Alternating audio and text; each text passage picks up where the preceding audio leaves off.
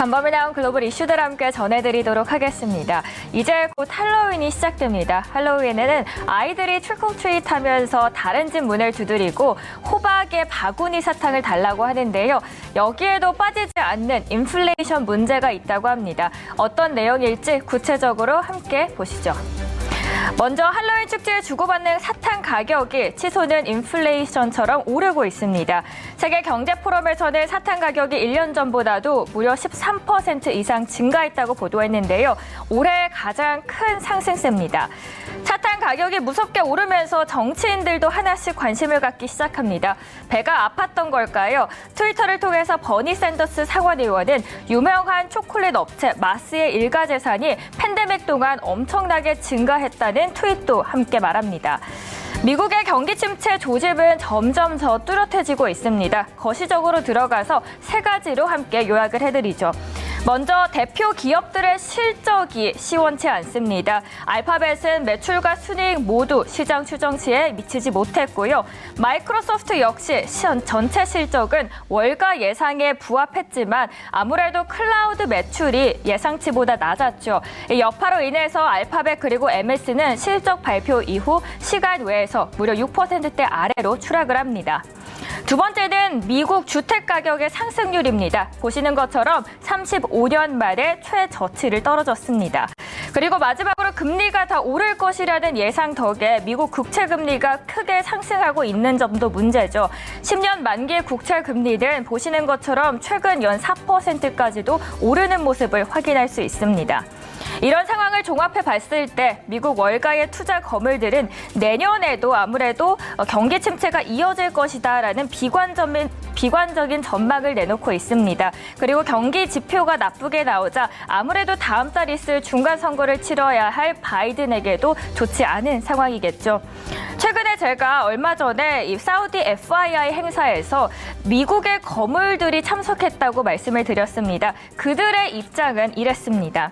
먼저 골드만삭스 CEO는 연준이 기준금리를 계속 올릴 가능성이 높은 만큼 앞으로 경기가 더 위축될 수밖에 없다고 강조합니다. 그리고 JP모건은 모건 스탠리 역시 국제사업 책임자가 어두운 경제 전망을 내놓고 있는데요. 2023년에는 경제 상황이 불확실성에 휘둘릴 것은 의심의 여지가 없다고 이야기하고 있고요.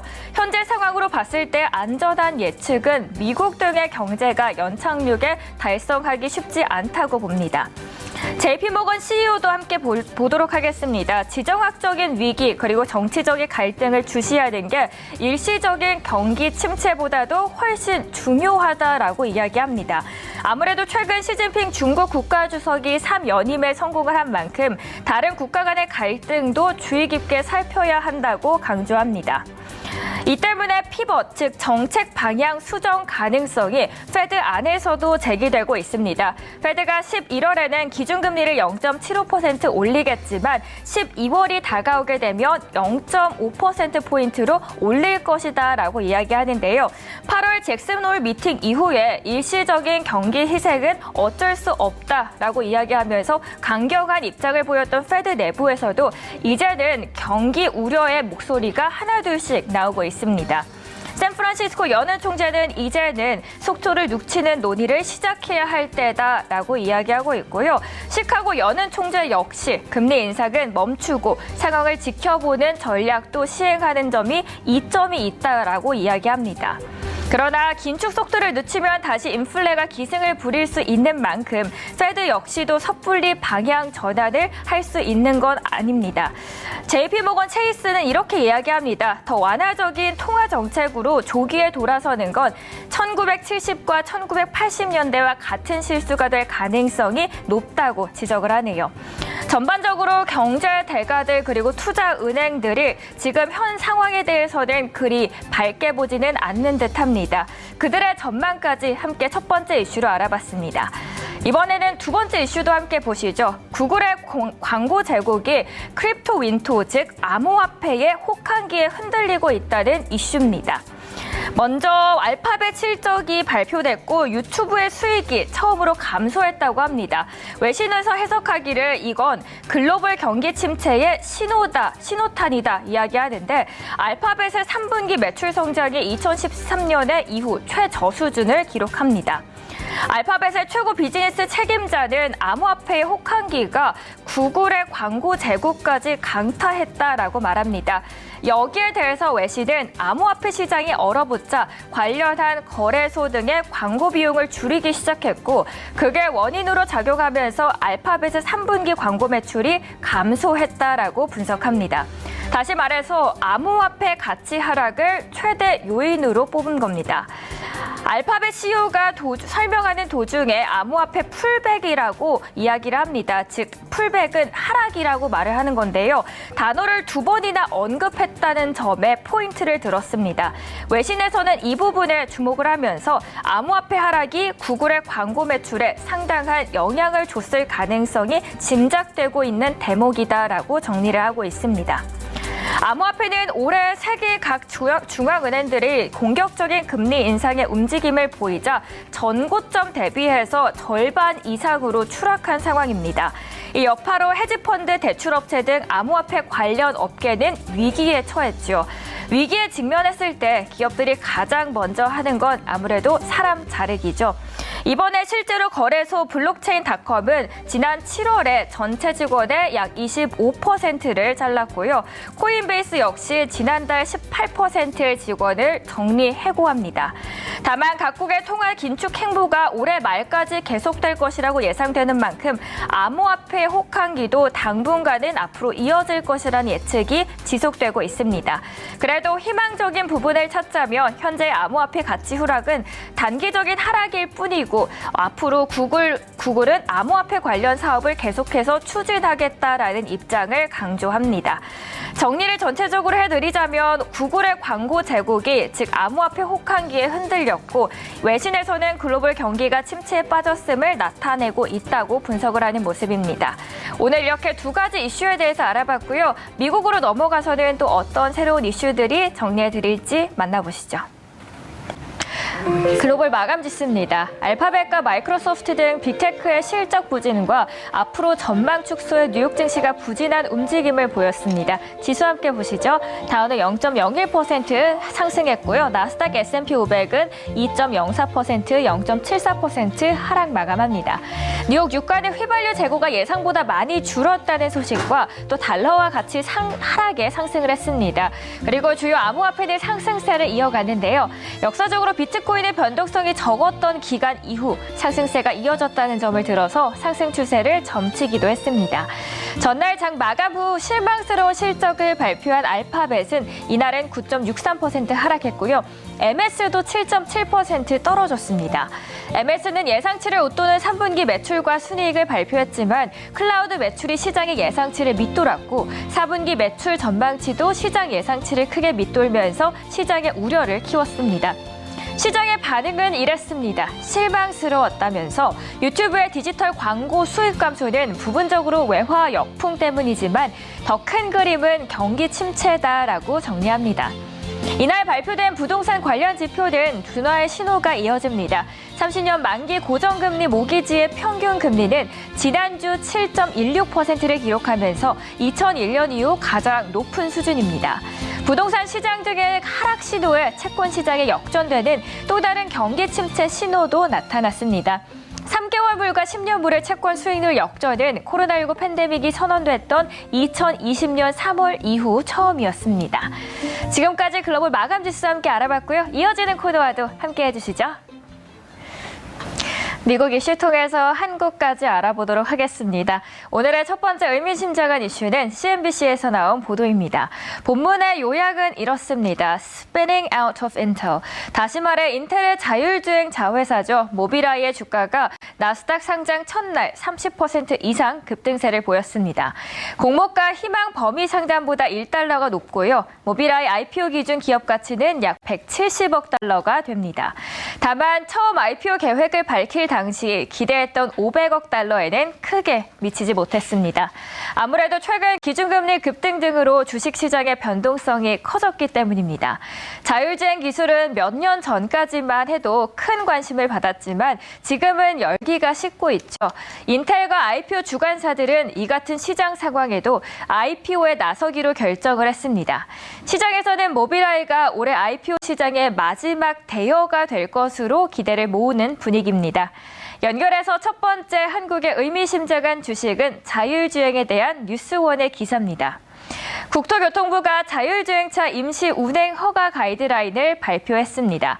임시운행 허가 제도를 이용하려는 기관들이 증가하는 상황 속에서 신속한 임시운행 허가 취득을 지원하기 위한 목적입니다.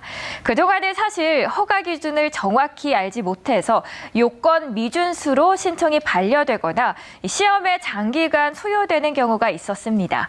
그런데 이번 가이드라인 발표로 이러한 시행착오가 줄고 허가에 소요되는 기간도 감소할 것으로 기대를 모으고 있습니다.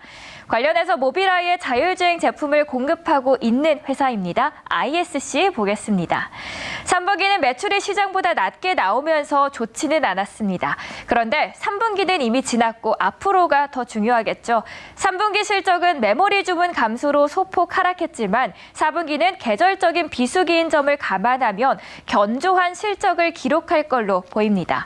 그리고 내년에는 DDR5 모멘텀 본격화로 소켓 ASP 상승이 진행될 것으로 예상됩니다. 따라서 비메모리도 고객사 증가 영향에 꾸준한 매출 성장이 기대됩니다. 모빌아이 관련한 기업으로 ISC까지 알아봤고요. 목표 주가는 43,000원 제시합니다. 두 번째 의미심장한 이슈로 넘어가겠습니다. BBC의 보도입니다. 기사의 내용에서는 Improved Supply Chain Issues, 다시 말해서 공급망 해결 도움이 됐다고 말합니다. 제너럴 모터스가 지난 3분기 시장 추정치를 뛰어넘는 호실적을 냈습니다. 앞서 언급되었듯이 글로벌 공급난이 상당 부분 해소됐고 전기차 시장에서 점유율을 넓힌 영향이죠. SUV와 대형 픽업 트럭 등 마진율이 높은 차량이 많이 팔리면서 실적이 개선됐고요. 자동차 업계를 휩쓸었던 부품 공급난이 일부 해소된 영향도 컸습니다. GM CFO는 미완성차 재고 중 약 75%를 3분기 내에 완성해서 출하하겠다라고 하면서 연말까지 대부분 차량이 출하될 것이다라고 밝혔습니다. 이번 미국 이슈 통해서 관련한 한국의 의미심장한 주식은 실적에 대한 한국일보의 기사입니다. 구체적으로는 GM과 합작 배터리 공장을 만든 LG 엔솔의 이야기인데요. 국내 배터리사들이 전 세계적으로 불고 있는 전기차 시장 확대 바람을 타고 질주하고 있습니다. 글로벌 경기 침체 속에서도 실적을 끌어올린 이들 기업의 매출뿐 아니라 수익성까지 높이고 있는데요. 4분기에도 준수한 실적을 낼 거라는 관측이 나옵니다. 업계에선 K배터리 돌풍이 어느 정도 예견된 결과라면서 내년까지의 실적 전망도 밝다고 자신합니다. LG 에너지솔루션의 3분기 실적 발표 컨퍼런스 콜에서 이렇게 말하죠. GM과 첫 번째 합작 공장에서 샘플 생산을 시작했고 점진적인 생산 능력 확대로 내년부터는 유의미한 매출이 발생할 것이다. 여기에다가 숙련된 기술 인력을 파견해서 사전 준비를 통해 규모의 경제를 실현할 것이다라고 설명합니다. 현대차 증권에서는 북미 전기차 시장 개화의 최대 수혜주로 뽑으면서 LG 엔솔에 대한 투자 의견은 매수, 목표 주가를 상향 조정했습니다. 67만 5천 원입니다. 이렇게 미국 이슈 통해서 한국 주식들까지 쏙쏙 알아봤습니다. 안녕하세요. 이어근의 텐텐텐입니다. 캐나다가 금리를 올렸습니다. 그런데 생각보다는 적어서 시장이 놀랐습니다. 그렇다면 이제 또 아무래도 긴축의 막바지가 온 거 아니냐라는 생각이 드는데 매니저님은 어떻게 보시나요? 네. 지금 충분히 이제 그럴 차트상으로도 봤을 때 지금 기술적으로도 흐름이 좋다라고 말씀을 남겨주셨습니다. 오늘 펀더멘털과 수급과 추세는 또 어떻게 흘러가고 있는지 궁금한데요. 쭉 보니까 오늘은 또 오랜만에 오랜만에 항공주들도 올라오고 있고 네. 광군제 덕분인지 화장품주들도 오랜만에 반짝이고 있습니다. 네. 매니저님 어떻게 정리해 주실 건가요? 네, 네, 주도주로는 2차 전지 만나봤고요. 무적처럼 쭉 해서 계속해서 며칠 새 올라가고 있습니다. 이렇게 펀더멘털과 수급과 추세까지 함께 알아봤습니다. 이번에는 리뷰할 종목들 만나보러 갈게요. 오늘 두 종목 모두 글로벌 경기의 무풍지대 속에 있습니다. 네. 대표적으로 배터리 양대 산맥인 삼성 SDI 그리고 LG 에너지 솔루션인데요. 지금까지는 경기 침체를 타격을 잘 비껴왔어요. 네. 그렇다면 이제 어떻게 대응하는지가 중요할 것 같은데 먼저 첫 번째로는 삼성 SDI부터 알아보겠습니다. 제가 아까 주도주인 만큼 앞으로 계속해서 더 지켜보면 좋겠다라고 삼성 SDI에 대해서 알아봤습니다. 두 번째로는 LG 에너지 솔루션입니다. 저희 시작하기 전부터 댓글창에서 활발하게 토론이 일어나고 있었어요. 네. 팔아야 되느냐 말아야 되느냐. 자, 그렇다면 이 시점에서 여쭤보도록 하겠습니다. 매니저님, 팔아야 될까요? 말아야 될까요? 네, 보유입니다. 보유요. 왜죠? 지금 이제 LG 에너지 솔루션이 네, 많은 분들이 궁금해하셨던 LG 엔솔은 저희는 보유 네. 의견 드리도록 하겠습니다. 이렇게 두 종목 리뷰를 도와드렸고요. 오늘도 새로운 종목들 만나보러 가겠습니다. 오늘의 첫 번째 종목부터 공개할게요. 네. 첫 번째 종목은 알테오젠입니다. 알테오젠이 사실 저희 병원에 가면 네. 이렇게 주사 네. 혈관 찾는데 네. 엄청나서 여러 번 찌를 때 너무 아팠거든요. 네. 그런데 알테오젠이 그 해결책이 될 수 있다는 이야기가 있더라고요. 네, 이 회사가 SC 제형, 그러니까 플랫폼을 갖고 있는 회사인데요. 최근에 제가 ABL 바이오, 그다음에 알테오 네, 매수가 다시 정정드렸습니다. 36,400원에서 36,900원 참고해 네. 주시면 되겠습니다. 이번에는 두 번째 종목도 바로 네. 만나보도록 할게요. 두 번째 종목은 지금 이제 동원 시스템입니다. 예전에 저는 이 기업 생각하면 참치캔이 네. 떠올랐는데 이제는 원통형 배터리가 더 떠오르고 네. 있습니다. 아무래도 그쪽으로 본격적으로 투자를 많이 하다 보니까 그렇게 되면 테슬라의 수혜를 또 받을 수 있지 않을까 생각이 네, 드는데. 지금 이 회사가 이제 그 참치캔을 만들다가 이 부분을 이용해서 지금 이제 원통용 지금 이제 배터리 쪽으로 진출을 하는 것 같습니다. 그래서 배터리 이제 케이스 쪽으로 그러면서 이제 네, 남들이 다 좋은 종목이다 네. 이미 다 알 때는 사실 네. 사기에는 이미 늦었죠. 그래서 이 시점에서 저희 동원 시스템즈 소개해드렸습니다. 오늘도 이렇게 두 종목 네. 소개해드립니다. 지금까지 이호근의 텐. 텐텐텐이었습니다. 혼줄 아니고요. 돈줄 내러 왔습니다. 오늘의 돈줄 리포트 공개해 보도록 하겠습니다. 이베스트 투자증권에서는 영업 총이익에 대해서 이야기하고 있고요. 하이투자증권에서는 잠깐의 흔들림이 있는 기업도 만나보겠습니다.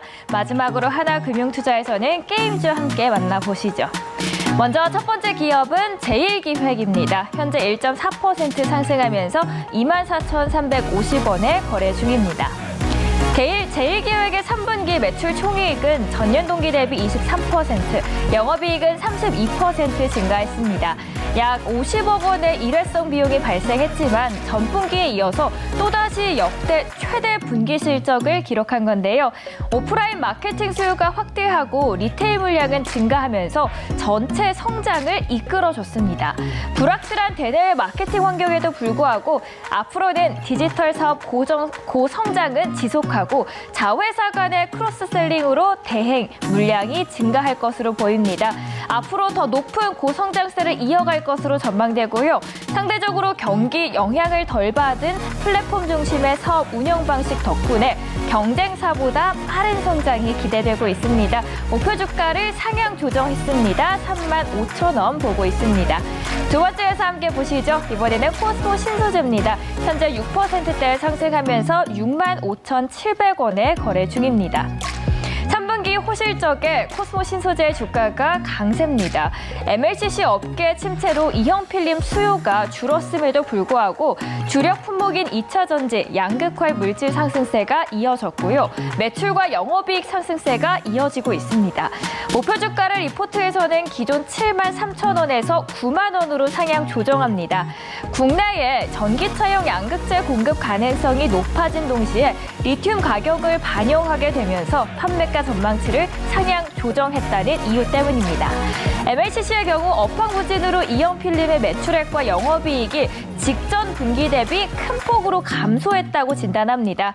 다만 삼성 SDI향 NCM 양극재의 출하량이 더 증가한 동시에 제품 판가 상승 효과까지 나타나면서 양극재 영업이익은 직전 분기보다 탄탄 탄탄한 성장을 지속했다고 분석합니다. 목표 주가 9만 원 상향 조정했습니다. 마지막 기업도 함께 볼까요? 게임주입니다. 위메이드 보겠습니다. 5.6%대 상승하면서 55,700원에 거래 중입니다. 오랜만에 게임주들이 다시 주목을 받고 있죠. 그런데 하반기 통상 주목을 받다가도 주가가 밀릴 때면 너무 밀리는 경향이 있어서 망설여지는데요.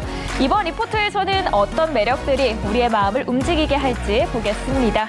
올해 4분기까지 실적 부진은 예상됩니다. 다만 대형 신작 행사와 또 미르 M 글로벌 출시 등을 앞둔 만큼 단기적인 상승 동력은 이어질 것이라는 분석입니다. 매출액의 경우 전년 동기 대비 71% 증가했습니다. 실적은 나쁘지는 않죠. 다만 미르4 글로벌도 출시 1년이 넘어가면서 하락세가 가속화되고 있어서 목표 주가는 상향이 아닌 유지를 하고 있습니다. 6만 원 유지해줬습니다. 오늘도 이렇게 세 가지 리포트 알아봤고요. 나머지 두 개는 소장님께서 돈줄내주세요.